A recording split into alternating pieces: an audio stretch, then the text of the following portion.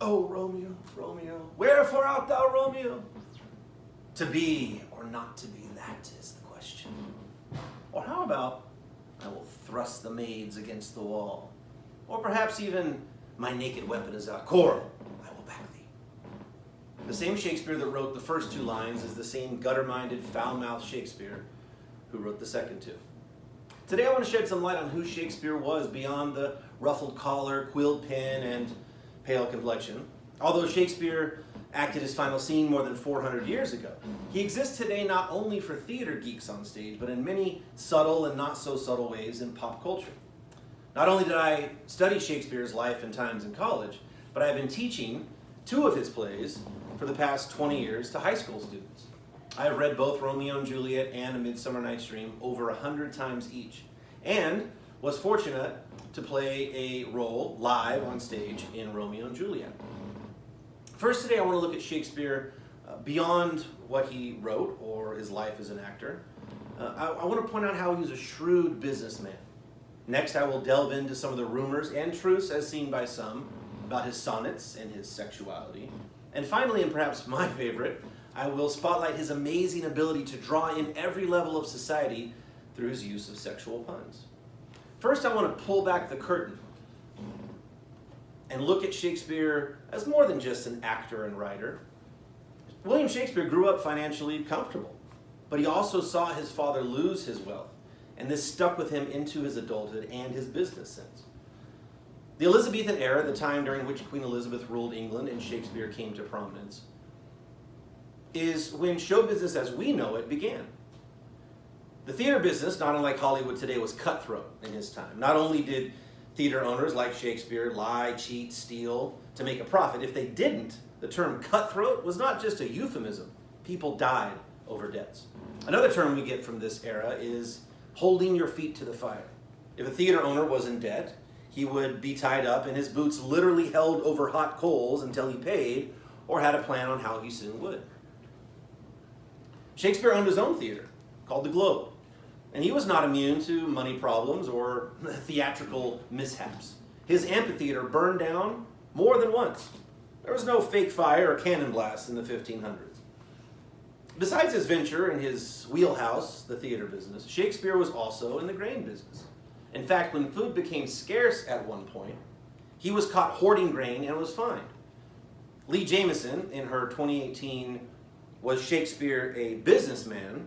points out, quote, "The idea that Shakespeare gave the world such wonderful narratives, language, and all-around entertainment makes it difficult or uncomfortable to consider he was motivated by his own self-interest."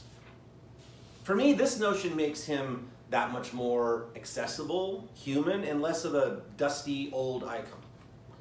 Shakespeare's life and business, while full of intrigue, pales in comparison to his poetry, his sonnets, and the muse that inspired them. Above all else, Shakespeare considered himself a poet. So when people read his plays and ask, why do so many lines rhyme? Or can't the character just say what they want without all the flowery language? Sure, but the words matter. It's a play by a poet, and one must expect some poetry. Most people assume that Shakespeare's famous 126 sonnets, filled with romantic imagery, were written to a woman. However, if we look closer, we learn that this is not the case at all. Of the 126 sonnets, the majority of them are addressed to a, quote, fair youth. And the publisher dedication is to the mysterious Mr. W.H. Most scholars link this back to a contemporary of Shakespeare's, Henry Wilsbury. Perhaps the most famous of all Shakespeare's sonnets, sonnet number 18, that begins with the well-known, "Shall I compare thee to a summer's day?" is where there was a transition in the tone of the sonnets to Mr. W.H. I think of how many times throughout history men and women have quoted these lines to one another, thinking all the while it's about a heterosexual expression of love, but not knowing the source and inspiration of the beautiful language. Dr. Avia Dausch points out that there was a shift in Shakespeare's sonnets, a, quote, transition that takes place as the narrator seems to fall in love with the addressee, no longer persuading the youth to live on in his descendants. Instead, the narrator wants to immortalize him in the eternal lines. She espouses her ideas in her 2010 article Shakespeare's Sonnets and Sexuality from the British Library. Although Shakespeare's sexuality has been shrouded in myth and rumor, what is undeniable is his wit and his ability to elicit laughter and a blush of the cheek with his sexual puns. Over the past 20 years, my students, time and again, are stunned that the William Shakespeare told dirty jokes, just like they do all over campus every day. The reason I don't skip these lines and want my ninth graders to know what he is saying in his puns is because that's a part of who Shakespeare is and was. It's part of what makes him funny then and funny now, 4 centuries later. For me, and ultimately for my students, it makes Shakespeare more real. It makes him less stuffy, and in many ways, kids buy into the more serious messages and themes because of it. In the first scene of Romeo and Juliet, audiences are thrown into the deep end of how Shakespeare, through his language, shows us boys being boys hasn't changed much over time. Teenage boys, whether they want to admit it or not, think penis jokes are funny. So did Shakespeare. So did his audiences. And when a male character talks about his sword, it isn't always just his sword, if you know what I mean. Not only do these moments elicit laughter, they can also show modern audiences how men felt about themselves and about how they looked down on women around them.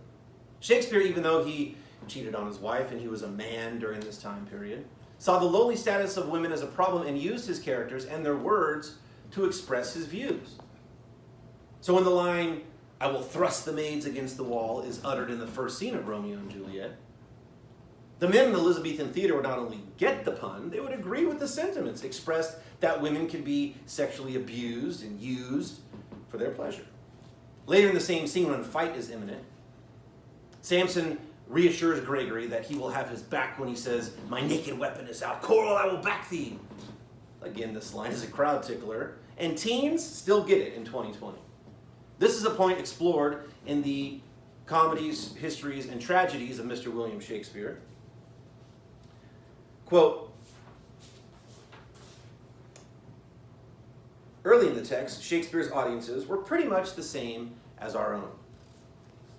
Not only does this make the connection of how he understood the human condition, it goes back to his business savvy in knowing that sexual language and sexual humor is what people want, whether they are the groundlings who stood on the dirt floor for 3 or 4 hours, no breaks, no bathrooms, no showers, ew, or the nobility who set up higher and paid extra for cushions.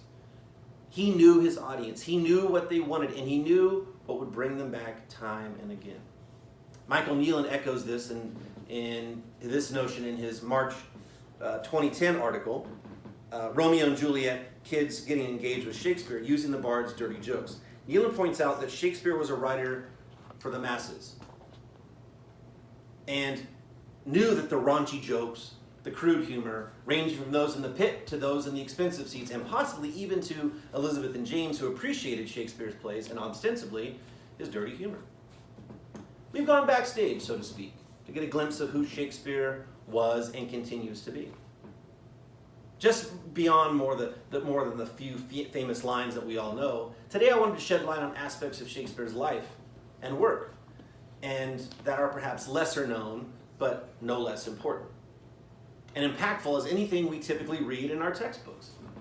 As famous as William Shakespeare is and will always be, there are aspects of his life that to me make him much more interesting, more accessible, and if possible, that much more remarkable.